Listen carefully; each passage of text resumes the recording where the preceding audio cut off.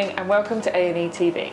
Today we're joined for morning coffee by Latifa Al Gurg, the founder of Twisted Roots. Good morning, Latifa. Good morning. Thank you for having me. Thank you for joining us. And to kick things off, Latifa, tell us, what's your morning routine? Well, it's an early start, so we wake up at 5:45, up with the kids, get them ready for school. Luckily, I have a husband who does drop-offs, so that gives me some time after to get ready, and then off to work. Work's basically meetings, scheduling, photo shoots, different things like that, up to around noonish, and then a little bit of pop into the house to check in, and then pickups. Okay. Now, we know you have a major role coming up with your involvement with Expo 2020. What can you tell us about that?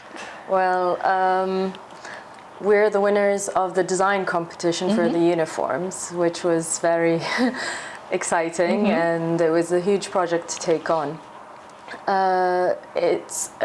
From here on, what we have to do is work with the Expo team to develop the uniforms further, because initially it was just the concept that they took on that we won for, and then we have to develop it to become the final uniform design and then go into production with whoever they choose. Okay. Now, you have to dress 30,000 people. What challenges is that going to throw up for you? Well, I think that the challenges there are not only from now on, it was from the beginning, because 30,000 it was 30,000 volunteers and employees. So you're talking about people across different ages, you're talking about people across different sizes. So it was a bit of a difficulty to figure out what are we going to do to keep everybody comfortable and everybody proud of the uniform that they're going to wear, because we want them to feel and have this ownness of what they're participating in, because it's such a huge project. Yeah. Okay, and obviously one of the themes of Expo is sustainability. How are you incorporating that into your designs? That was a major theme within Expo, and there's so many ways you can incorporate sustainability. And I decided to go into one of the things that has been in the news recently, which is the plastic in our water systems. Yeah. So we used recycled polyester, two types of them. We used mechanically recycled polyester, which is actually plastic water bottles that are recycled into fabrics, and chemically recycled polyester, which is old polyester fabrics, which are recycled into new fabric. So what's the motto that you live by professionally?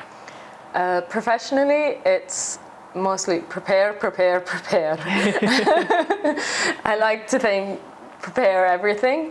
There's also step 1, step 2, step 3. Okay. My background in engineering makes me break down everything, whether it be professionally or personally, down to different steps. So everything I tackle is identify the problem and then identify the steps to get to your solution. Now, obviously you've achieved so much already with your brand, but what is there that you still want to achieve? I think you always want to achieve further, and there's so much more I want to achieve in different aspects. So professionally, of course, we want to expand internationally and regionally. We also, personally, there's so much. I want to travel to every country in the world, as everyone. One of my biggest bucket list items is to go to Antarctica. Oh, wow. So that's something I'm really looking forward to looking into right now. With my kids, there's so much more to see them grow. We're at a point where my eldest is looking at universities, because he has 2 years down. So I think you always have something else, and what I really want to achieve is to always be learning. Okay. And who would you say is your career mentor? I don't have one mentor. It's been, I think, at different points in your life you have different mentors, and you actually learn from everybody around you. So even though I wouldn't pick anybody who's specifically in fashion, my first mentor would be the first person I came up with the concept to, which was Toby Meadows, where I did my first course, and he guided me through a lot of things throughout the years. But other than that, I see on a daily basis, I consider everybody I meet a mentor because there's so much you learn from everybody. Okay, Latifa, if you could give your younger self one piece of advice, what would it be? It would be to maybe slow down. I'm always keen on not wasting time. So one thing would be it's okay to take time out. Okay. And the older I grow, the more I actually value the time that is downtime and more reflective time. I Okay. feel that's important. Okay, and what would you tell yourself 10 years from now? You'll have to ask me in 10 years. Okay. And complete this sentence for me. I'm happy when? I'm happy when I'm traveling. I'm happy when I'm reading. I'm happy when I'm with my kids and my family.